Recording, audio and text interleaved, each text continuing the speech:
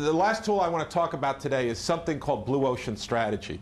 And this is a term that's been around for a while. The term blue ocean hasn't been around, but the concept has been around for a while. The question is, how do you create new opportunities, greenfield opportunities? We don't just want to be another Me Too product, because if we're a Me Too product, we don't have pricing power. We don't get dominant market share. We're just the second one to the party and third one to the party. We want to try to create, as entrepreneurs, new markets that we can dominate and have, huge market share and create the rules of the game. So how do you do this? Well, you can do the traditional analysis of finding industries that are just starting, where there's Michael Porter's 5 forces, where there's low supplier power, where there's low buyer power, where the barriers to entry are high, that it's good for you. Another way to look at this is what's called blue ocean strategy. And this comes out of INSEAD, and this is the book that actually is a very, for those of you who want to learn about entrepreneurial product marketing, this is a very good book to read. I would recommend it. And if you're so busy and you're driving around all the time, there's CDs that you can pop in as you're driving around, or MP3 now as well, or 8-track tapes for those of you who are still back in the Beatles era. But I would recommend it, but I would also say that you have to put it in perspective. Again, it's a tool in the toolkit. So that's what I want to do. I want to expose you to this thinking. I want you to understand it. At the right time, it could be very powerful for you. It'll be a language that you as a team, especially at GEG, will probably use time to time. Is this a red ocean strategy or a blue ocean strategy? Should it be a red ocean strategy? Should it be a blue ocean strategy? So let me talk about Cirque de Soleil. How many of you are familiar with Cirque de Soleil?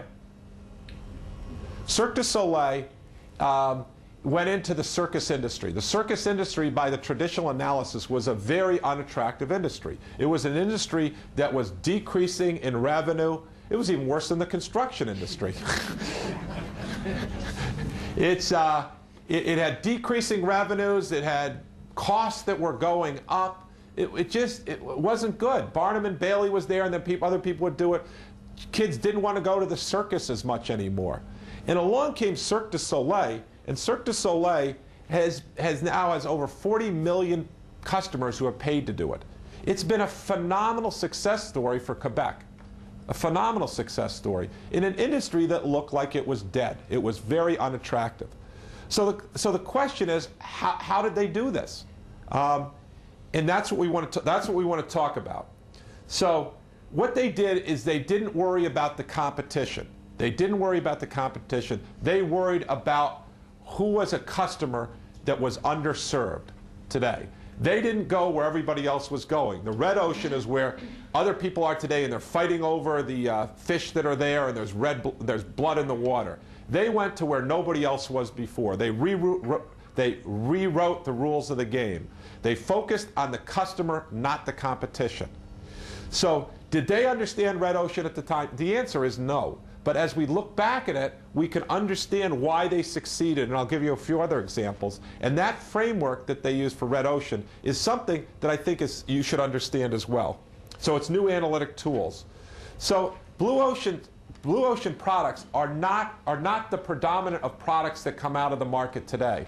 In the survey that was done of the companies, 86% of the new products that were launched were red ocean products. That means they were in markets, they were well understood, they were incremental new products of releases or Me Too products. This is what the predominance of business schools teach you today, is how to compete with red ocean. And I'm not saying that isn't important. It is important. You need to have these skills. But what's interesting is if you can find blue ocean products that no one's done before, while it's 14% of the new products, of the revenue, it generated 38. A dramatic higher amount of the revenue was generated from these new types of products. And when you look at the profit, it was 61%. So these blue ocean products are very, very impactful. And when you get one, there can be a huge hit. Look at the iPhone. The iPhone is a new type of product that's out there.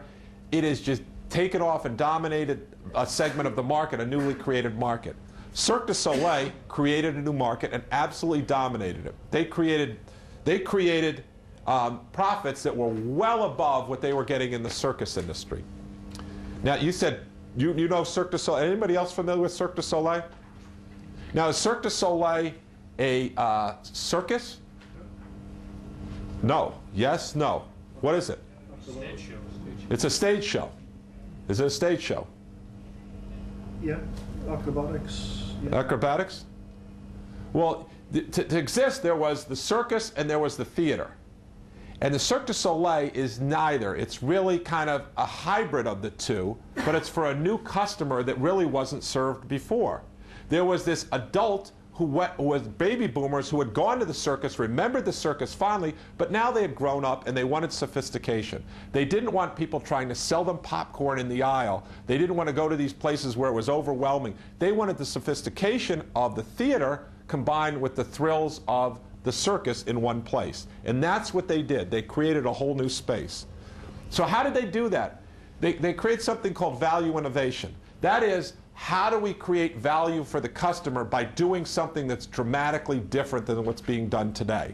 And they did that by combining these things. They focused not on the mental model that everybody else had of it, not what the competitors are doing, but what the customer who was underserved today. This baby boomer who had gotten older, who still had great thoughts about the circus, but they weren't going to go to the old circus because it wasn't sophisticated. Yet the theater was a different thing.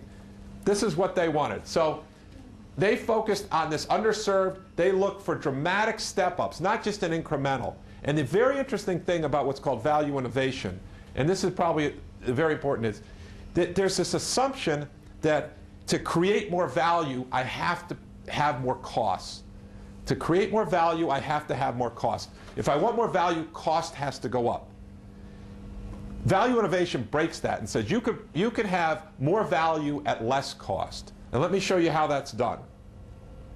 So Cirque du Soleil, the red ocean was a traditional circuses. And what they were doing in the traditional circuses was just benchmarking each other. They were concerned about market share. They were concerned about who got the best acts. They were all playing the same music and trying to just play it better. There was nothing new about this. So what Cirque du Soleil did is they combined the circus and the theater experience, or ballet for adults. They had the thrills but with sophistication, and they totally redefined it. More specifically, how did they do that? Traditional circuses competed based on animal shows. They competed on who is the biggest star performer they could get. How many ring circus? If I have a 3-ring circus, that's better than a 2-ring circus. I'm going to make money by pushing aisle concessions, by selling soda, by selling popcorn, by selling cotton candy. And it was targeted at children. What did Cirque du Soleil do? They said, no, we're going to start over with a blank slate. And there's some people who have fond memories of circus. They want some more sophistication. If they want a night out that's different than going to the ballet or theater, what they want is they remember the tent. That's what that brings the ambiance back to them. They like the clown and acrobatic act, but let's have it with a storyline. Let's make it a story here. And that storyline can change from night to night. And oh, by the way, it's artisticated, it's more sophisticated. What they eliminated in this was the expensive star performers. They also eliminated the very expensive animal shows. They just said these are not necessary. So not only did they have to not deal with the animals' costs, the maintenance of them and all the other things, or the issues that come up with using animals in it. They just eliminated all that and they focused on this. They deselected things for this new customer set. So what Cirque du Soleil did was their costs went down, but the value went up dramatically. They had a new customer set that was much more interested in this. So let's look at this from using an analytic toolkit.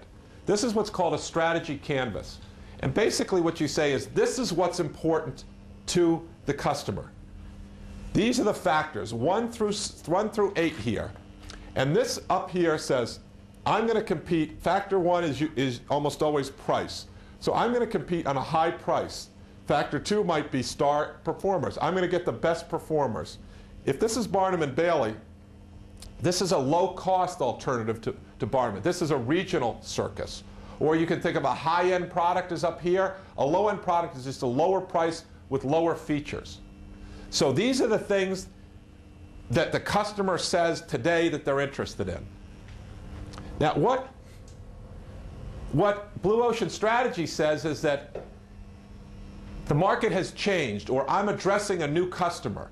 There are new factors out here, the 4 at the end, 9, 10, 11, and 12. And we're going to take ones that we don't think matter anymore. The first thing is we're going to be able to charge a higher price because they value us more. But then we're going to, number 2, we're going to not have the star performers. We're going to eliminate the animals.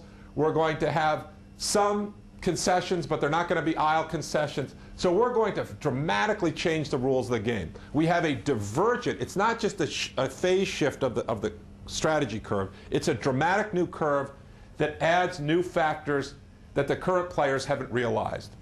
And they ruthlessly cut the ones that they don't think are important. So, what do you do in this framework? What you do is you create a new value curve, and you do that by figuring out what, for your target customer, what are the factors that should be reduced dramatically? What are the ones that are new that you want to create and emphasize? What are the ones you want to just eliminate completely? Like the animals, like the star performers. And then what ones are out there, like the tent, that you want to make more important? Tent had become less and less important. People were moving into buildings like Madison Square Garden and places like that. They said, no, that's important. So they looked at a customer set that was not well served, that was underserved or not served at all, and they dramatically changed that. You're not in the circus business, so does this relate to you? Well, we went through all this. Let's talk. Let's have.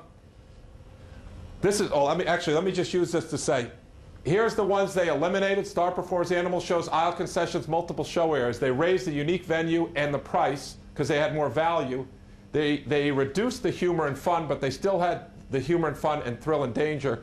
But they created themes, refined environment, multiple productions, and artistic music and dance. But they were out of the most expensive parts of the circus. So if you look at the way that circuses were competing before, or theater, this could be theater as well, they were competing on a number of factors and they were going up against each other. A higher cost strategy, a lower cost strategy. This is how the strategy canvas looked for Cirque du Soleil. You can see how things were eliminated and how it changed and added new ones. And when Cirque du Soleil got in there, did they set traps?